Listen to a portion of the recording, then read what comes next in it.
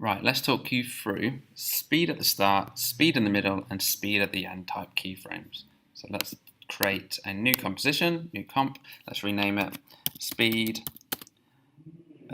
start, middle, end. And that will make a lot more sense in a second. So I'll click OK. Let's create a polygon this time. Let's drag that out. Let's move across, up and down, with my arrow keys on my keyboard.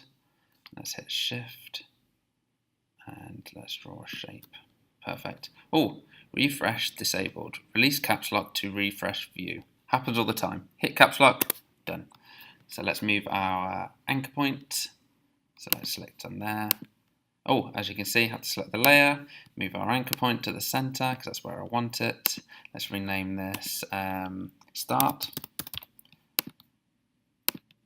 Right, let's move that into the actual composition. As you can see, I can't move it. I have to use my arrow key there. Let's just drag that across. Let's scale it down just a little. I'm holding down Shift and dragging one of these points here. Let's duplicate this. Oh, actually, first off, let's give it some keyframes. I want you to do this with anything but position, because I'm going to go on to the problem with the position next. So let's go for scale. Really easy, S. So let's go for 0.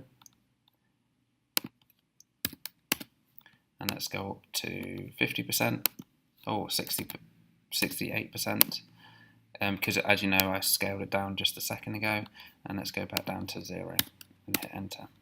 So this is our animation at the moment. As you can see, we've got linear keyframes, hit spacebar, and that's our animation at the moment. So I'm going to hit N to trim my comp line, well, not to trim, but just to move my work area end down. Let's duplicate this, Command and D, and it's duplicated it twice more. So let's rename this one, hit enter, and let's rename this one middle, M-I-D-L-E. Let's rename that one so it's got a capital letter, hit enter, S-T-A-R-T, and let's end this one, hit enter, let's go for end, E-N-D. As you can see, it could be quite difficult for me to move my objects when I can't see them. So I'm just going to drag it to the center where I can actually see. Let's grab my middle one, and let's drag that down. As I'm pulling down, as you can see, it goes off the path a little bit like that. All I have to do is hit Shift, and it does it in a straight line for me, which is quite handy. And then let's go for end. Awesome. But it's kind of weird because I've got like end at the top here, but it's at the bottom here on my comp. So let's just twizzle that down. I'm just going to click on my top layer. I'm just going to drag that down. And then I'm going to click on middle and drag that to the middle. So now look, we've got start, middle, end. Perfect. If I select on my layers, and if I press U, I get all my keyframes up. Or else I could have just pressed S, but U is a better way of doing this because you may have more than one type of keyframes. Now if I select all of my keyframes, I can draw a box around like that, or I can draw a box over it like that, or I can hold down Shift and select them that way. So you should know how to make these into easy ease type keyframes. 3, 2, 1, 0. So if I right click on here, go to Keyframe Assistant and press Easy Ease, they turn them all into Easy Ease keyframes. So let's hit spacebar, and all of them have the same type of animation, so bounce in and then bounce out. So we can select all. Let's go to the end first. So let's go into my scale. Actually, first off, let's just delete the last keyframes, and then let's just drag these out here. Easy peasy. So now our animation is this. Really simple. So let's go to our scale, and let's go to our graph editor here. And as you can see, this is my animation at the moment.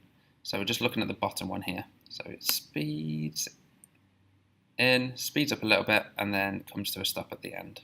All right. Let's go to Fit All Graphs to View. So I'm going to click that, and as you can see, it just stretches out, but it's still exactly the same. If I wanted to zoom out, I could just do that here. Look there. Or if I properly spoon it up, and I can't see my graph, just click on that again, and then it just snaps it to view. So now we're going to have it come in right at the end of our animation. So I'm going to click on this here. Can you see these little handles here? I can drag this down all the way to the end. So look, nothing's happening. And look, it's not. This is percentage-wise, so it goes all the way up to 68%. So as you see, I could drag this line out, so not really much is actually changing. Look, it only goes up to, like in 12 frames time, it only goes, the scale only grows 1.53%.